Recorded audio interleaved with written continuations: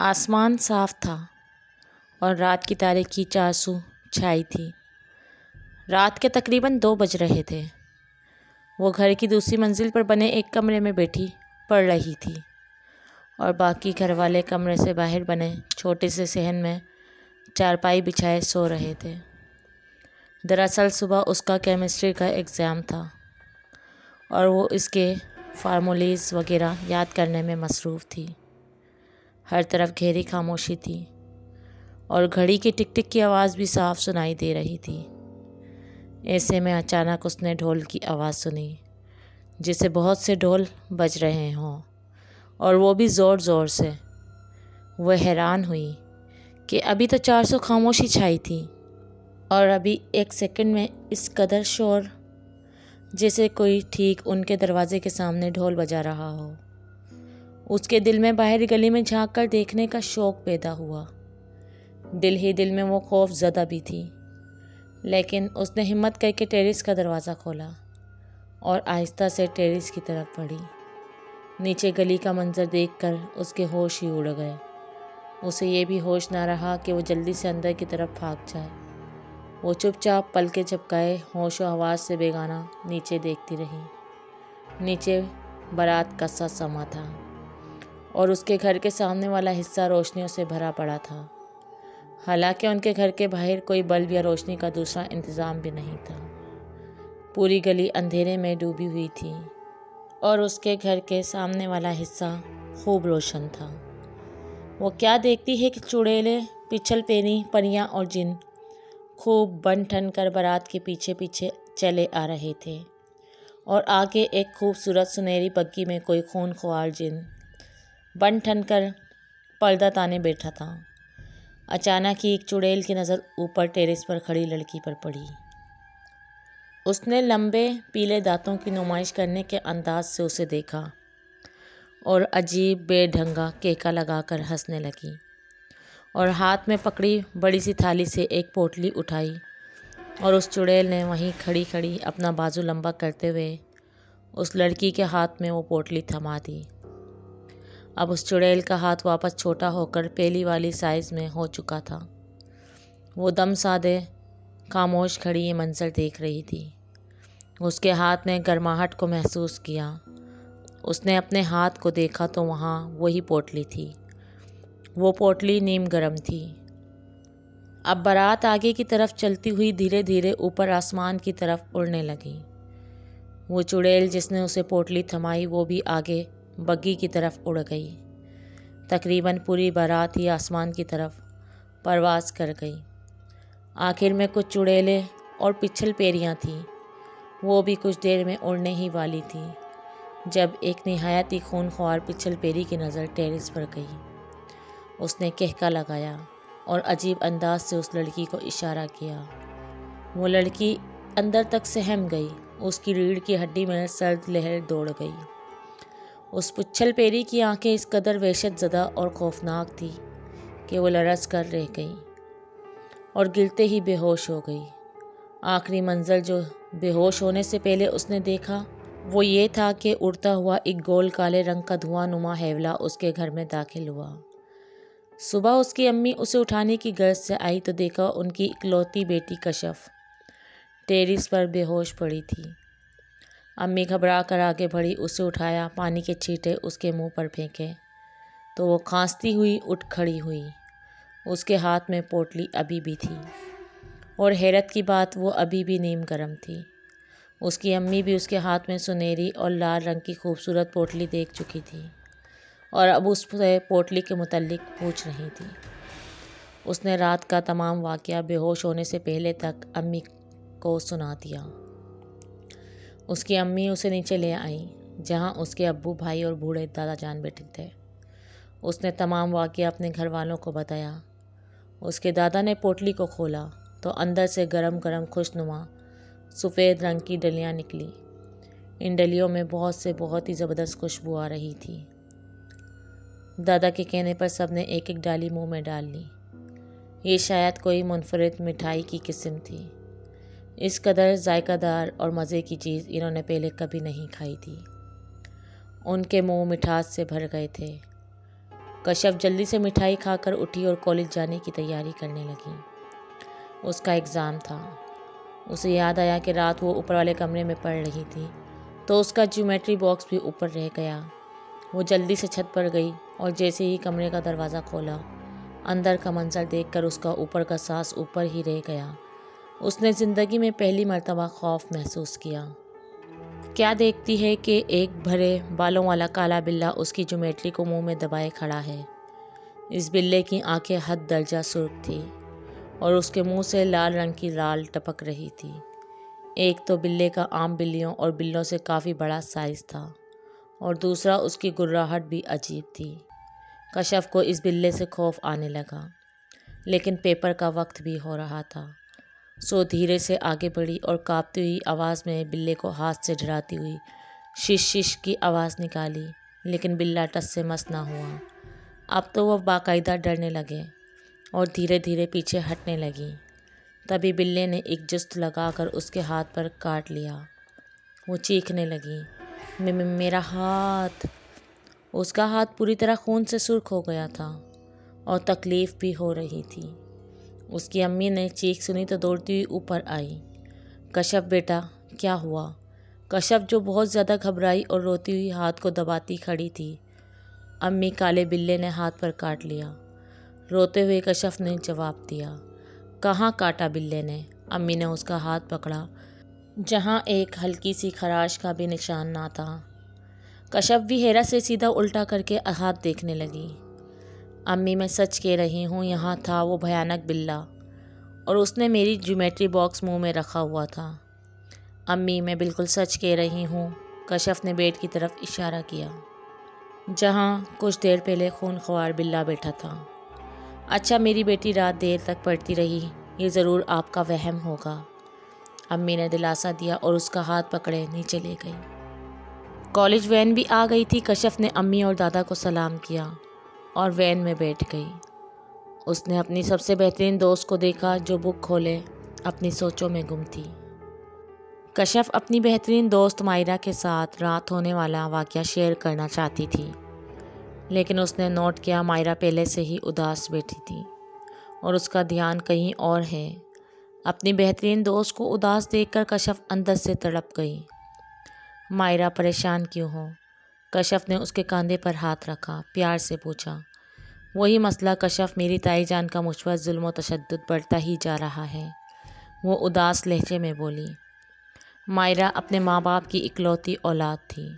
उसकी अम्मी का इंतकाल हो गया था। वो ताई अम्मी और ताया अब्बू की फ़ैमिली के साथ रहती थी, क्योंकि मायरा के अब्बू बैरून मुल्क गए हुए थे। मुझे बहुत गुस्सा आता है तुम्हारी ताई अम्मी पर। वो ऐसा करती क्यों हैं? बस एक बात फ़ाइनल हो जाए। आज पेपर्स देने के बाद तुम्हारे बाबा को कॉलेज फ़ोन से कॉल करके वो सब सूरत हाल से आगाह करूँगी। और अब ना मत करना मायरा, कश्यप ने गुस्से से दो टोक लहजे में कहा। मायरा कुछ कहने ही वाली थी कि एक झटके से वैन गाड़ी रुकी। अपनी बात छोड़कर मायरा और बाकी सब लड़कियां अंकल से पूछने लगीं कि वैन क्यों रुक गई। शायद वैन में कोई ख़राबी पैदा हो गई थी। उनका कॉलेज भी मेन रोड के दूसरी तरफ एक रोड पर था। सब लड़कियों ने अंकल से बाकी मुसाफत पैदल चलकर अबूर करने की इजाज़त ली और चल पड़ी। सभी लड़कियां गिरवा की शक्ल में जा रही थी और कश्यप और मायरा भी सबसे आगे हाथ पकड़े चल रही थी। अब वो अपने होने वाले पेपर को डिस्कस कर रही थी। मेन रोड सामने था और उनके कॉलेज की इमारत सामने नज़र आ रही थी। सभी आगे पीछे हाथ पकड़े सड़क क्रॉस करने लगी। कश्यप और मायरा हाथ पकड़े सबसे आगे थी। मेन रोड दो बड़ी बड़ी सड़कों पर मुश्तमिल थी। हर तरफ गाड़ियाँ ही गाड़ियाँ थीं। चौंके सुबह का वक्त था। सभी लोग अपने काम काजों और दफ्तरों की तरफ और तलबा कॉलेजों स्कूलों की तरफ जा रहे थे। एक सड़क तो उन्होंने आराम से क्रॉस कर ली। अब वो सभी लड़कियां सड़क के बीचों बीच बने फुटपाथ पर खड़ी थी। गाड़ियां गुजर रही थी और वो ट्रैफिक कम होने का इंतज़ार कर रही थी। अचानक ही मायरा ने कश्यप का हाथ धीरे से छोड़ा और गाड़ियों की परवाह ना करते हुए फुटपाथ से सड़क की जानिब चल दी। लड़कियों ने मायरा को यूं अचानक सड़क की तरफ जाते देखकर उसे आवाज़ दी और रोकने की कोशिश की, لیکن تب تک وہ کافی آگے نکل چکی تھی اور کئی گاڑیاں تیزی سے مائرہ کے قریب سے گزری، لیکن مائرہ ان سے صاف بچ گئی۔ گاڑیاں اب بھی آ رہی تھیں اور کئی لوگ ونڈو سے سر نکالے اس دیوانی لڑکی کو کوس رہے تھے جو سڑک کے بیچوں بیچ بڑے اطمینان و سکون سے چلتی جا رہی تھی۔ خود کشف کا بھی برا حال تھا، اسے سمجھ نہیں آ رہا تھا کہ ہو کیا رہا ہے اور مائرہ یہ سب کیوں کر رہی ہے۔ سڑک میں ایک شور برپا تھا، مائرہ مائرہ مائرہ رک جاؤ، مائرہ آگے نہیں جاؤ۔ وہ گاڑی آ گئی، مائرہ اس طرف دیکھو، مائرہ پیچھے کی طرف آؤ۔ ارے لڑکی پاگل ہو کیا؟ صبح صبح نیند میں چل رہی ہو کیا؟ گرلز ہر سمت سے لوگوں کی آوازیں آ رہی تھیں اور عین اسی وقت اچانک سے فل اسپیڈ میں آتی گاڑی نے اسے اس قدر و زور سے ہٹ کیا کہ وہ چلتی ہوئی مخالف سمت سے آتی اسکول بس سے ٹکرائی، اور اس سے پہلے کہ بس ڈرائیور بریک لگاتا بس کا ایک ٹائر مائرہ کو کچل چکا تھا۔ بس کے ٹائر کے نیچے آنے سے پہلے مائرہ نے ہنستے ہوئے کشف کو دیکھا جیسے وہ بہت خوش ہو اس حادثے سے، اور پھر اچانک ہی کئی چیخیں فضا میں بلند ہوئی۔ اس کی جان سے پیاری دوست اب اس دنیا میں نہیں تھی۔ کچھ لے جانے کے سبب مائرہ کا برا حال تھا، اس کے سر کا حصہ پچکا ہوا تھا۔ ایمبولینس بلائی گئی، حالانکہ اس کی ضرورت تو نہیں تھی، لیکن لاش کو اس کے ورثہ تک پہنچانا تھا۔ سڑک کے درمیان میں رش بڑھتا جا رہا تھا اور ہر کوئی کانوں کو ہاتھ لگائے افسوس کر رہا تھا۔ لڑکیاں ابھی تک خوف سے سہمی کھڑی تھیں اور کچھ رو رہی تھیں۔ کشف کا بھی صدمے سے برا حال تھا۔ ایک بزرگ انکل نے آگے بڑھ کر لڑکیوں کو رش سے نکالتے ہوئے سڑک کراس کروائی۔ ایک لڑکی نے کشف کا ہاتھ تھاما۔ کشف کسی ٹرانس کی کیفیت میں ان کے پیچھے چلنے لگی۔ مین روڈ کی دوسری طرف بنی بلند عمارت کے سامنے کی طرف بنی دیوار پر ایک کالا بلّا چلتا ہوا دکھائی دے رہا تھا۔ کچھ پل کے لیے وہ بلّا منہ پر زبان پھیرے حادثے والی جگہ پر دیکھتا رہا، پھر اس نے اپنا سر ارد گرد گھمایا جیسے کسی کو تلاش کر رہا ہو، اور پھر اچانک ہی اس کی نظروں کا رخ سڑک کراس کرتی سہمی ہوئی لڑکیوں پر گئی۔ سب سے آخر میں کشف ایک لڑکی کا ہاتھ تھامے چل رہی تھی۔ وہ بلّا کچھ پل دیکھتا رہا اور پھر عجیب سی گرراہٹ کرتا ہوا قریب ہی بنے پرانے درخت کی شاخوں پر چھلانگ لگاتے ہی پتوں اور جھاڑیوں میں غائب ہو گیا۔ اس کی پیاری دوست کو بچھڑے 1 مہینہ ہونے کو آیا تھا، لیکن نہ تو کشف سے ایگزام ٹھیک سے دیے گئے اور نہ ہی وہ اس غم سے نجات حاصل کر سکی۔ ہر وقت مائرہ اس کے دماغ میں چھائی رہتی تھی۔ وہ اب نیچے ہی رہتی۔ اس دن کے واقعے کے بعد اس کی تنہا اوپر جانے کی بالکل ہمت نہ ہوئی۔ وہ امی کے ساتھ کئی بار مائرہ کے گھر گئی۔ وہ جب بھی اس کی تائی سے ملی تو وہ ہمیشہ شفقت اور پیار سے پیش آئی، اور کشف دل ہی دل میں اسے غصے سے گھورتی رہتی اور سوچتی کیا تھا اگر یہ ظالم سفاک عورت مائرہ کی زندگی میں اس سے بھی محبت اور شفقت سے پیش آتی۔ خیر، مائرہ کا قصہ جتنا پرانا ہوتا رہا وہ کشف کے ذہن میں اتنا ہی سوار ہوتا رہا۔ وہ اس کی آخری ہنسی نہیں بھول پا رہی تھی، لیکن پھر بھی وہ سب بھلا کر کچھ سرگرمیوں میں اور پڑھائی میں مصروف رہنے کی کوشش کرنے لگی، اور یوں وقت گزرتا رہا۔ اس واقعے کو 2 ماہ گزر گئے۔ سردیاں عروج پر تھی، کبھی دھوپ نکلتی اور کبھی نہیں۔ آج دھوپ نکلی تھی اور سورج مکمل روشن تھا۔ کشف نے شاور لیا اور دھوپ میں کچھ پل بیٹھنے کی خاطر کتاب اٹھائے چھت پر جانے لگی۔ سیڑھیاں چڑھتے اسے عجیب سا خوف محسوس ہوا، لیکن اس نے سوچا دن کا وقت ہے، اور ویسے امی بھی سیڑھیوں کے پاس ہی چارپائی بچھائے سبزی بنا رہی ہیں، اور دادا جان بھی سامنے ہی لکڑی کے بنے تختے پر بیٹھے موٹا سا چشمہ لگائے کتاب میں غرق ہیں۔ سو تحفظ کا احساس ہوتے ہی وہ چھت پر جا پہنچی۔ سیڑھیوں کے بالکل سامنے کمرہ تھا۔ وہ کمرے میں ایک ڈری ہوئی نگاہ ڈال کر کمرے کی مخالف سمت چارپائی دھوپ میں سیٹ کر کے بیٹھ گئی۔ وہ کتاب پڑھنے لگی، سیرت النبی صلی اللہ علیہ وآلہ وسلم۔ جیسے جیسے وہ کتاب پڑھ رہی تھی اسے عجیب بے چینی محسوس ہو رہی تھی، حالانکہ یہ اس کی پسندیدہ کتاب تھی، اور ہزاروں مرتبہ پڑھنے کے باوجود وہ اس کتاب کو شوق اور دلچسپی سے پڑھتی۔ جب بے چینی اور عجیب سی کیفیت حد سے بڑھی تو اس نے سوچا کوئی دوسری کتاب پڑھتی ہوں۔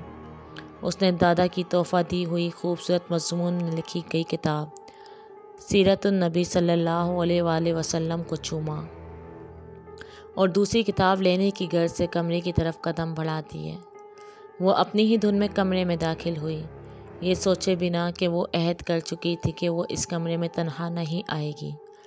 जैसे ही वो कमरे के दरवाजे में पहुंची, अंदर का मंजर देखकर उसका दिल उछलकर बाहर आने को हुआ। दिल की धड़कन तेज़ हो गई। अंदर कोई लड़की सर पर दुपट्टा ओढ़े टेरेस की तरफ मुंह किए बैठी थी। कशफ की तरफ उसकी पुश्त थी। कशफ के हाथ बाकायदा काँप रहे थे। उसने हाथों में सीरत नबी सल्लल्लाहु अलैहि वसल्लम की किताब अभी भी उठा रखी थी। उसने ढेर सारी हिम्मत जमा करके उस लड़की से पूछा, कौन हो? उस लड़की ने धीरे से अपना चेहरा मोड़ा। उसे देखते ही कशफ के औसान खता हो गए। उसके हवास जवाब देने लगे। वो मायरा थी। कशफ ने दरवाजे का सहारा लेते हुए खुद को संभाला। उसकी आंखों से आंसू जारी थे। मायरा, उसने धीरे से कहा। जवाबन मायरा हंसने लगी। ये बिल्कुल वही हंसी थी जब मायरा ने मरने से पहले आखिरी दफ़ा उसकी तरफ देखकर हंसी थी। मैं आ गई तुम्हारे पास। वो मायरा ही थी।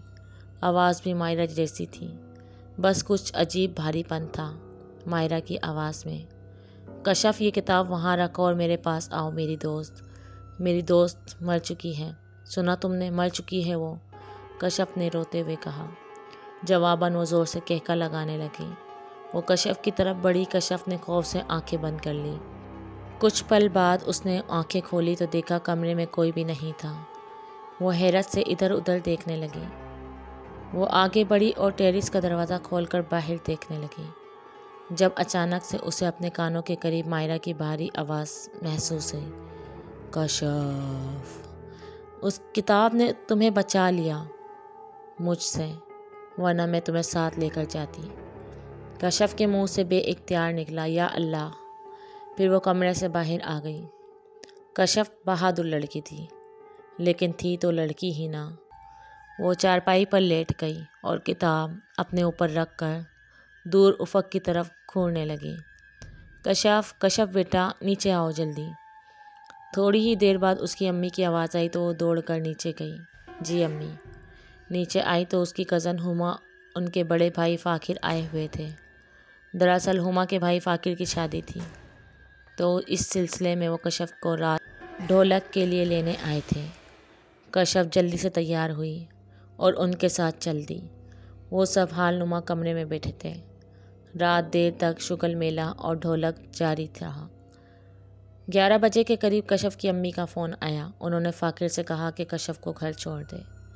सब कज़न्स ने इसरार किया कि फूफो कशफ को रात यहीं रुकने थे, लेकिन शादी में अभी हफ्ता बाकी था और रोज़ ढोलक के लिए आना भी था। सो उसकी अम्मी ने कहा कि फ़ाकिर बेटे, कशफ को घर छोड़ दो, पराई जगह उसको नींद नहीं आती। फ़ाकिर भाई ने हामी भर ली। कशफ भी घर जाना चाहती थी, सो अपनी कज़न्स और मोमानी जान से मिलने के बाद कार में आ बैठी। फ़ाकिर ने ड्राइविंग सीट संभाल ली और यूं कशफ घर की ओर चल दी। रास्ता सुनसान था और रात का वक्त था। कशफ की मोमानी का घर शहर से हटकर करीब ही था, यानी शहर में ही था, जो मुकम्मल सुनसान होती। इस वक्त भी वो सड़क सुनसान थी। सड़क में हर जगह लैंप पोस्ट लगे हुए थे, लेकिन सड़क बिल्कुल खाली थी। अचानक से फ़ाकिर भाई ने देखा दूर से कोई गाड़ी को रोकने के लिए इशारा कर रहा है। लगता है किसी को लिफ्ट चाहिए। फ़ाकिर भाई ने कशफ से कहा और धीरे से गाड़ी आहिस्ता करके रोक ली। सामने कोई बुज़ुर्ग बाबा थे, जिनके चेहरे पर हल्की हल्की दाढ़ी थी और आँखों में एक अजीब चमक थी। कशफ ने ऐसी चमक कभी किसी की आँखों में नहीं देखी थी और होंठ शदीद सुर्ख थे, जिसे बाबा जी पान खाकर आए हों। जी बाबा जी, फ़ाकिर भाई ने गाड़ी का शीशा नीचे करते हुए पूछा। मुझे सुरंग मोहल्ले में जाना है, बाबा जी ने बिना झुके हल्का सा सर नीचे करते हुए कहा। सुरंग मोहल्ला कशफ के मोहल्ले से ज़रा पहले एक साइड पर था। फ़ाकिर कुछ पल सोचता रहा, फिर किसी ख्याल से नीचे उतरकर गाड़ी का पिछला दरवाज़ा खोला और बाबा जी को अंदर बिठा दिया। गाड़ी चल दी। गाड़ी का बैक व्यू मिरर दरमियान में लगा था। جہاں سے بابا جی کا ہلکا مسکراتا چہرہ واضح نظر آ رہا تھا۔ کشف کو بابا جی بہت عجیب لگے۔ گاڑی میں خاموشی چھائی تھی۔ فاقر بھائی بھی چپ چاپ ڈرائیونگ کر رہے تھے اور کچھ ہی دیر بعد وہ سرنگ محلے میں تھے۔ فاقر نے گاڑی سائڈ پر روکتے ہوئے بیک ویو مرر میں بابا جی کو دیکھتے ہوئے کہا، جی بابا جی اتر جائیے، یہ رہا سرنگ محلہ۔ بیٹا جہاں مجھے اترنا تھا وہاں میں کب کا اتر چکا، بابا جی نے مسکراتے ہوئے کہا۔ فاقر بھائی اور کشف نے بے وقت حیرت سے پیچھے دیکھا اور انہیں حیرت کے کئی جھٹکے لگے یہ دیکھ کر کہ پیچھے والی سیٹ بالکل خالی تھی اور وہاں کوئی بھی نہیں تھا۔ اور جب فاقر بھائی نے سیدھا منہ کیا اور بیک مرر میں دیکھا تو انہیں اپنا دل ڈوبتا ہوا محسوس ہوا، کیونکہ بیک ویو مرر میں بابا جی اب بھی پیچھے بیٹھے تھے۔ شدید خوف کی وجہ سے کشف کی دل کی دھڑکن بھی تیز ہوئی۔ فاقر بھائی نے پھر پیچھے دیکھا تو کوئی نہیں تھا اور واپس شیشے کی طرف دیکھا، جہاں سے بابا جی کا لال ہونٹوں والا مسکراتا چہرہ ابھی بھی نظر آ رہا تھا۔ بابا جی پلیز جائیں، فاقر بھائی نے اکھڑتی ہوئی سانس کو قابو کرتے بمشکل کہا۔ بیٹا میں تو کب کا چلا گیا، جہاں جانا تھا اب تمہاری باری ہے اور میں تمہیں لینے آیا ہوں۔ فاقر بھائی نے گردن ٹیڑھی کرتے کشف کو دیکھا، جو نہ جانے کب ہوش و حواس کھوئے بے ہوش پڑی تھی۔ فاقر بیٹا ابھی اس کی باری نہیں آئی، تم صرف اپنی فکر کرو، لیکن جلد ہی وہ بھی مرے گی، بابا جی نے کہا اور ایک دم آگے کو بڑھے۔ فاقر کو اپنی حرکت قلب بند ہوتی محسوس ہوئی۔ آخری منظر جو اس نے دیکھا کہ انتہائی بھیانک چہرہ جس کی لمبی گردن تھی وہ پچھلی طرف سے آگے کی سیٹ کی طرف بڑھ رہا تھا۔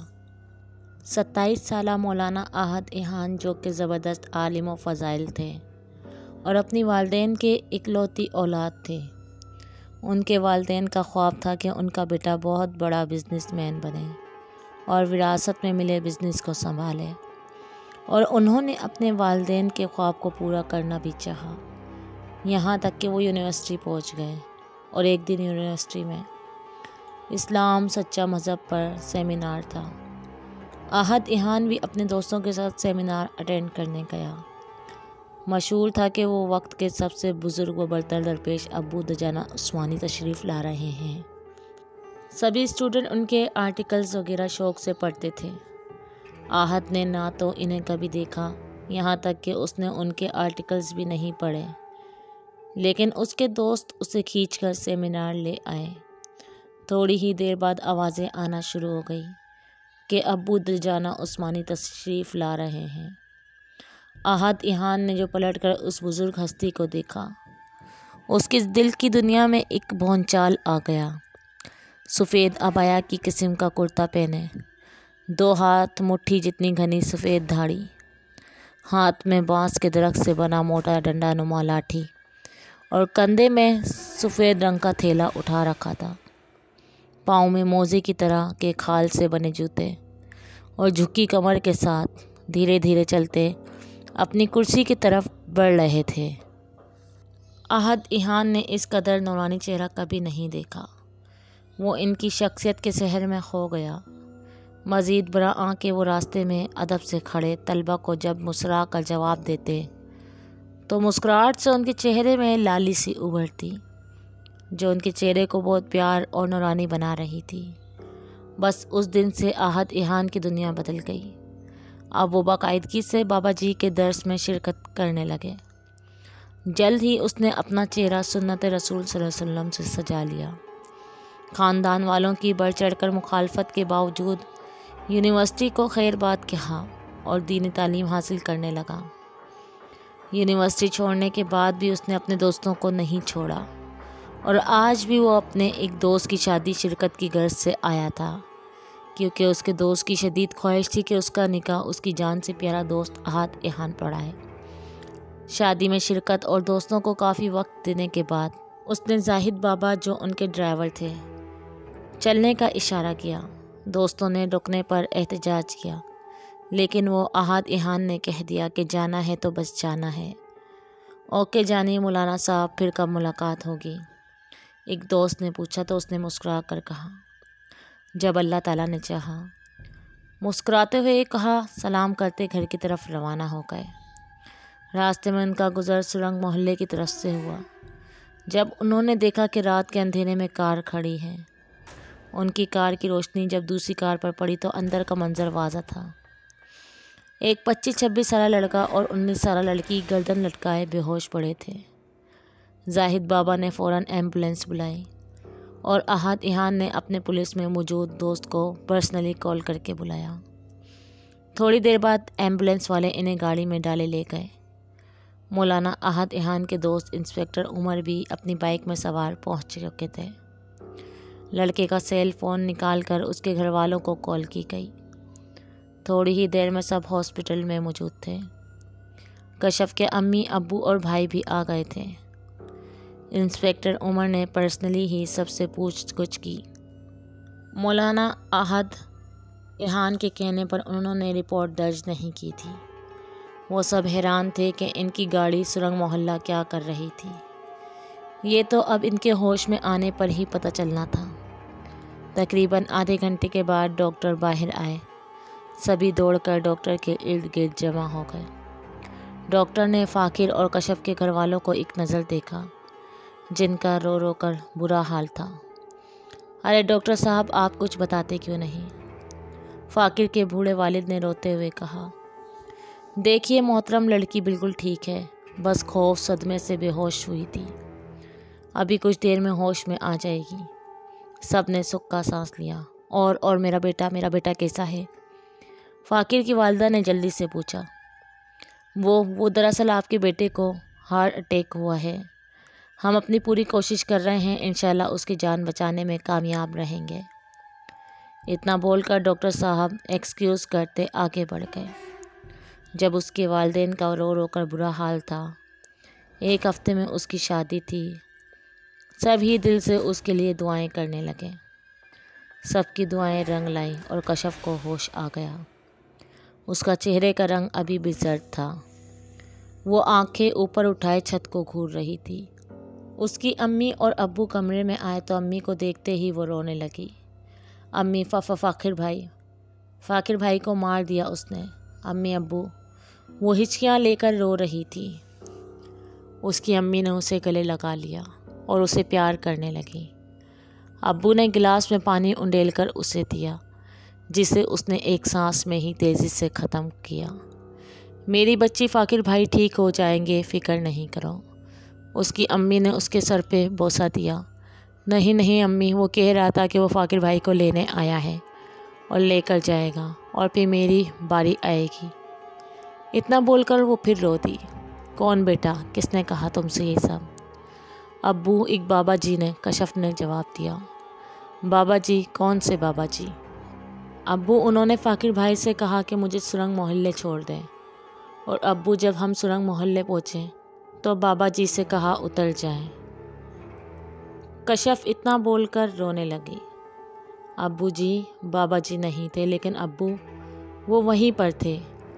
کشف اب ہچکیاں لے کر رو رہی تھی۔ اس کے ابو نہ سمجھی اور پریشانی سے اسے دیکھتے رہے۔ اس کی امی کو اس کے پاس چھوڑ کر وہ باہر آ گئے۔ انکل، آپ کی بیٹی نے کچھ بتایا؟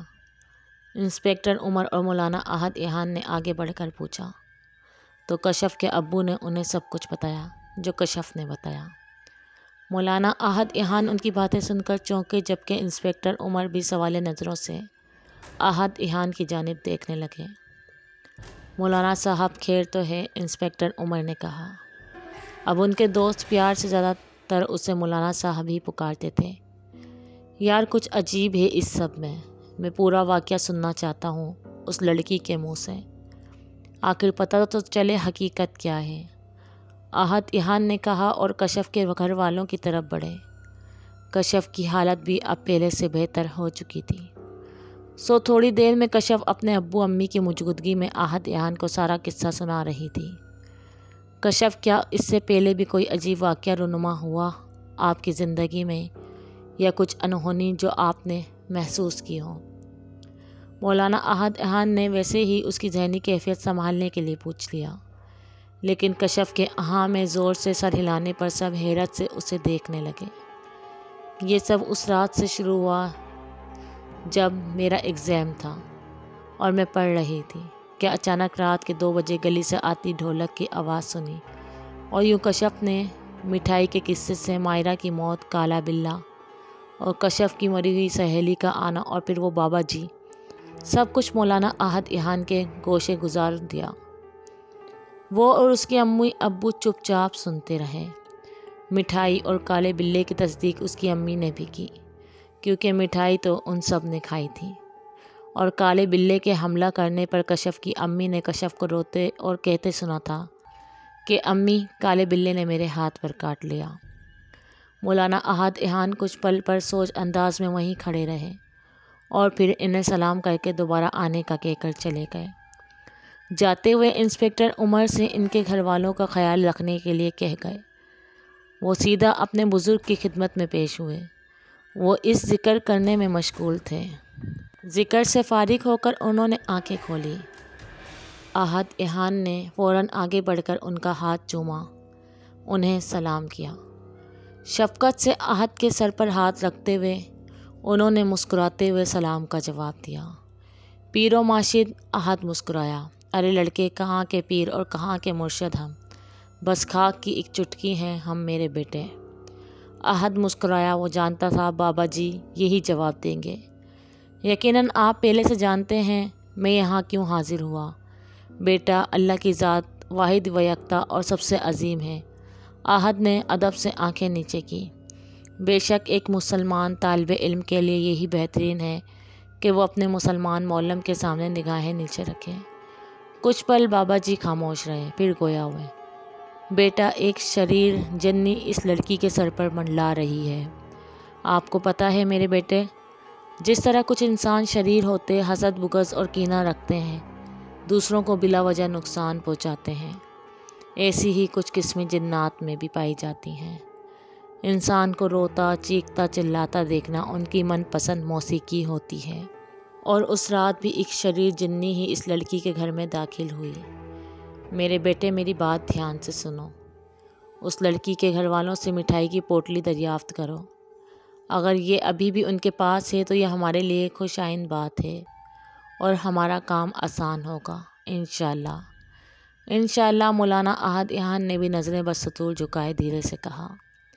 دیر مت کرو میرے بچے، اور ہاں، اس بیٹے کی جان بخشی نہیں ہوئی۔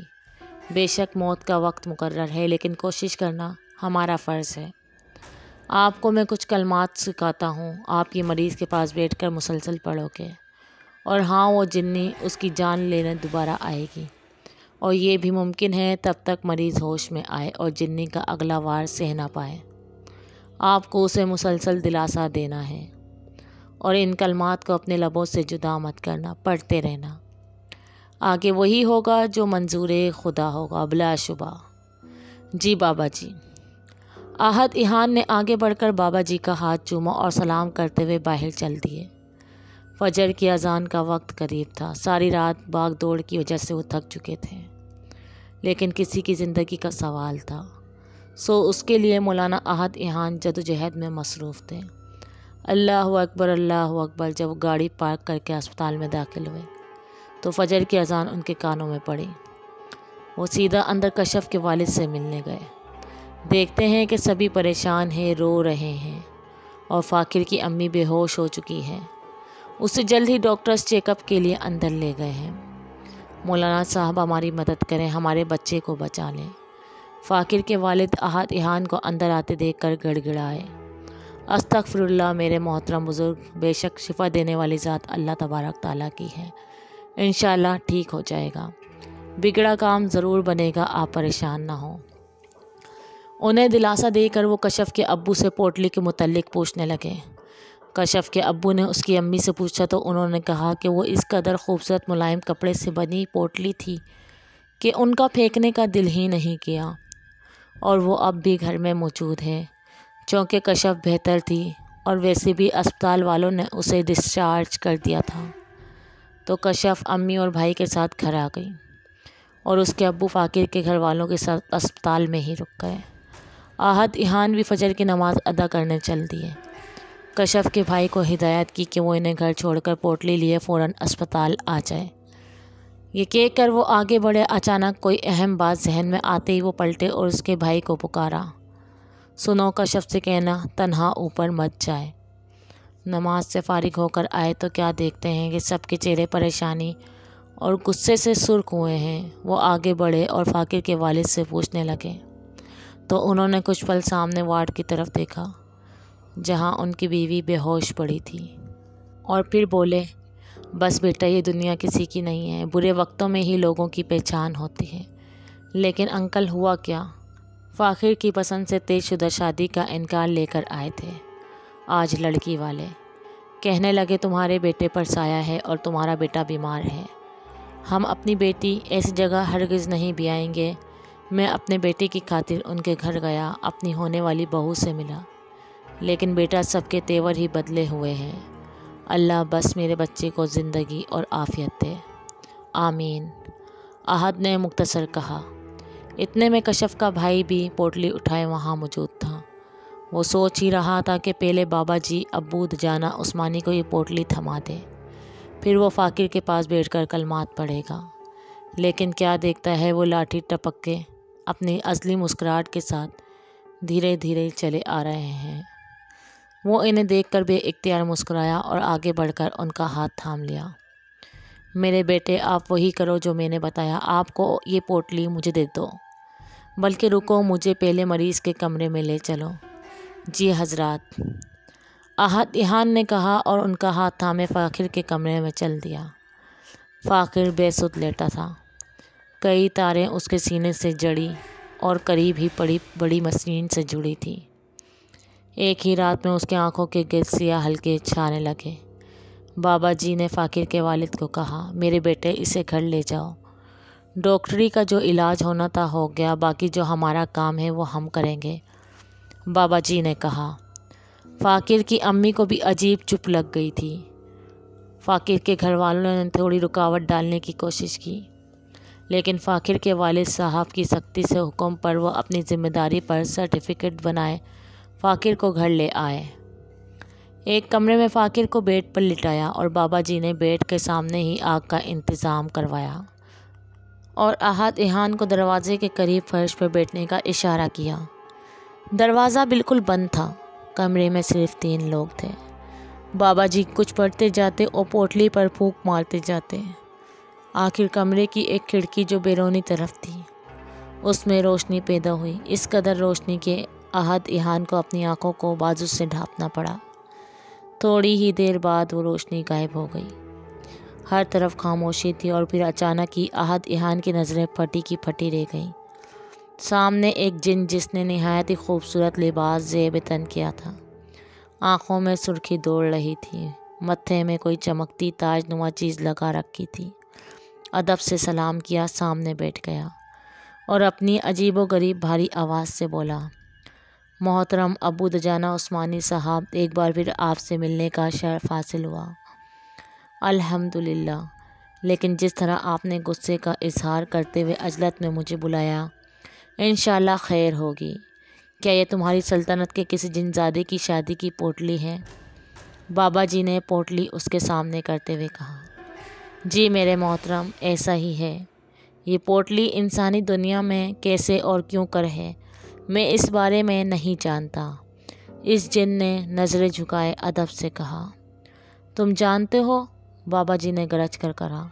दरअसल अगर आप मुझे अपने गज़ब का शिकार ना करें और नरमी का मामला फरमाएं तो मैं आपकी हर मुमकिन कोशिश करने के लिए तैयार हूँ। इस आलिशान लिबास में जिन ने डरते हुए कहा। उसकी नज़रें बदस्तूर नीचे को झुकी थी। ठीक है, इस पिछल पेरी जिन्नी को रोको, उसे अपनी दुनिया के मुताबिक शाह जन्नात से सज़ा दिलवाओ, क्योंकि उसने इंसानी दुनिया में दाखिल होकर अल्लाह के बनाए कानून को तोड़ा है। उस जिन ने बेचैनी का इजहार किया। क्या तुम्हें कुछ कहना है?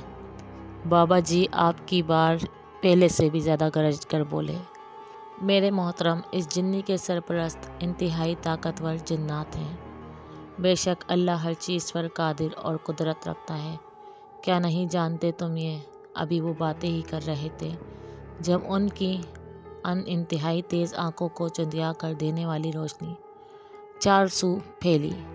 اب کی بار اس قدر روشنی تھی کہ وہ جن تو جن، خود بابا جی بھی چونک کر ادھر ادھر دیکھنے لگے۔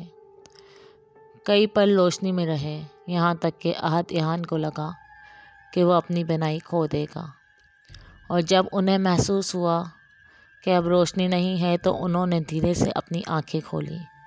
کیا دیکھتے ہیں کہ ایک خوبصورت سرسبز باغ ہے اور بہت سارے جنات سر جھکائے نظریں نیچے کیے بیٹھے ہیں۔ دھیمی دھیمی خوشبو فضا میں 400 پھیلی ہے، اور سامنے ہی پھولوں سے بنا تخت ہے جہاں قوم جن کا شہنشاہ بیٹھا ہے۔ بابا جی کو دیکھتے ہی بادشاہ جن کھڑا ہوا اور انہیں سلام کیا۔ میرے محترم، ہم تمام واقعے سے آگاہ ہیں۔ ریشمی چڑیل نے اس جنی کے خلاف مقدمہ درج کروا دیا ہے جو انسانی دنیا کے لوگوں کو تنگ کرتی ہے۔ دراصل ریشمی چڑیل وہی ہیں جنہوں نے اس آدم زاد لڑکی کو مٹھائی کی پوٹلی دی۔ تھوڑی ہی دیر میں فضا سے بلند ہوتا ہوا دھواں نیچے کو آیا، اور جب دھند چھٹی تو ایک انتہائی قریبا چہرے کی جنی، جس کے ہاتھ آگ کے شعلوں سے بندھے تھے، زمین پر پڑی تھی۔ اس کے آنے کی دیر تھی کہ اس کے سرپرست جن بھی آ پہنچے اور آتے ہی مقابلہ کرنے لگے۔ بادشاہ جن کے وزیر سے کچھ دیر جادوئی مقابلہ جاری رہا، اور جلد ہی وہ جل کر خاکستر ہو گئے۔ وہ جنی چلائی، لیکن اس کے مقدمے کا فیصلہ باقی تھا۔ بادشاہ جن نے محترم بابا سے معافی مانگی اور عہد کیا کہ آئندہ اس معاملے میں کوتاہی نہیں کریں گے۔ ایک جن آگے بڑھا اور بادشاہ جن کی تعظیم کے بعد بولا، آقا، اس دن میری ہی بارات تھی جو میری ہونے والی بیوی کے سسر کی اچانک ناگہانی وفات سے ملتوی ہو گئی۔ اب یہ بارات 2 دن بعد رکھی ہے۔ آپ کی اجازت سے میں محترم بزرگ اور ان کے ساتھ درویش صرف انسان کو دعوت دینا چاہتا ہوں۔ بادشاہ نے خوشی سے اجازت دے دی۔ کچھ ہی پل بعد خوابوں کی یہ دنیا دھیرے دھیرے غائب ہو گئی۔ اب وہ واپس آ چکے تھے۔ وہ وزیر جن بھی غائب تھا۔ آنکھیں ملتے احد ایحان نے منظر حال دیکھا۔ بابا جی مسکرا رہے ہیں اور فقیر کی طرف دیکھ رہے ہیں جو حیرت سے 2 اجنبیوں لوگوں کو اپنے کمرے میں موجود دیکھ رہا تھا۔ بابا جی نے کمرے کا دروازہ کھولنے کا اشارہ کیا۔ احد ایحان نے آگے بڑھ کر دروازہ کھولا۔ باہر سب لوگ موجود تھے۔ کشف بھی اپنی امی ابو بھائی کے ساتھ موجود تھی۔ ظہر کی اذان کا وقت ہونے والا تھا۔ بابا جی نے آگے بڑھ کر اس کے سر پر ہاتھ رکھا اور اسے دعائیں دینے لگے۔ سبھی لوگ کمرے میں داخل ہو چکے تھے۔ سب کے چہرے خوشی سے سرشار تھے۔ احد ایحان ابھی بھی جادوئی کیفیت میں تھے۔ سب لوگوں کے کمرے میں داخل ہوتے ہی احد ایحان الٹے قدموں کمرے سے باہر نکل گئے۔ 2 دن بعد رات کا منظر۔ وقت 3:10۔ اب سب کچھ ٹھیک تھا، الحمدللہ۔ کشف خدا کا ڈھیر سارا شکر ادا کر کے سوئی تھی۔ سب لوگ چھت پر چارپائی بچھائے سوئے تھے۔ اچانک کشف کی آنکھ کھلی، جسے کسی نے زور سے اس کے پاؤں کے انگوٹھے کو پکڑ کر کھینچا ہو۔ وہ گھبرا کر اٹھی تھی۔ اس نے بے اختیار کمرے کی طرف دیکھا۔ کمرے سے روشنی پھوٹ پھوٹ کر باہر آ رہی تھی۔ کشف نے باری باری گھر والوں کو دیکھا۔ وہ سب گہری نیند میں تھے۔ اچانک کمرے سے دھیرے سے آواز آئی، کشف۔ اس نے حیرت سے کمرے کی طرف دیکھا۔ اس کی دل کی دھڑکن ایک بار پھر تیز ہوئی۔ کشف۔ آواز پھر آئی۔ اس نے اپنے اندر ڈھیر ساری ہمت جمع کی اور اندر کمرے کی طرف دھیرے دھیرے بڑھی۔ اندر کمرے میں پہنچتی اس نے دیکھا بیڈ اور ٹیرس کے درمیانی فاصلے سے روشنی آ رہی ہے۔ کیا دیکھتی ہے کہ ریشمی چڑیل، جس نے کشف کی طرف مٹھائی والی پوٹلی بڑھائی تھی، ہاتھ میں کچھ پھول اور ایک کاغذ کا موٹا ٹکڑا لیے کھڑی ہے۔ کشف گھبرا کر پیچھے ہٹی جب ریشمی چڑیل نے سرگوشی کے انداز سے اسے بلایا، کشف، ڈرو نہیں، یہ پھول معذرت کرنے کے لیے ہیں، تمہارے لیے اپنی دنیا سے لائی ہوں۔ اور کاغذ اس کی طرف بڑھاتے ہوئے بولی، اس میں بادشاہ جن کی طرف سے اسے شادی میں شرکت کے لیے دعوت نامہ ہے۔ ہمارے ساتھ چلو، ہماری دنیا، ہمارے لوگوں کی بارات دیکھنے۔ کشف نے گھبرا کر اپنے گھر والوں کی طرف دیکھا۔ فکر نہ کرو کشف، تمہارے گھر والوں کو تمہاری غیر موجودگی کا علم نہیں ہوگا۔ ان کے جاگنے سے پہلے تمہیں واپس گھر چھوڑ دوں گی۔ کشف نے ہچکچاتے ہوئے چڑیل کو دیکھا۔ وہ مسکرائی۔ کشف، ڈرو نہیں مجھ سے۔ دیکھو، محترم ابو دجانی عثمانی اور محترم احد ایحان بھی شرکت کریں گے، اس لیے ڈرو نہیں۔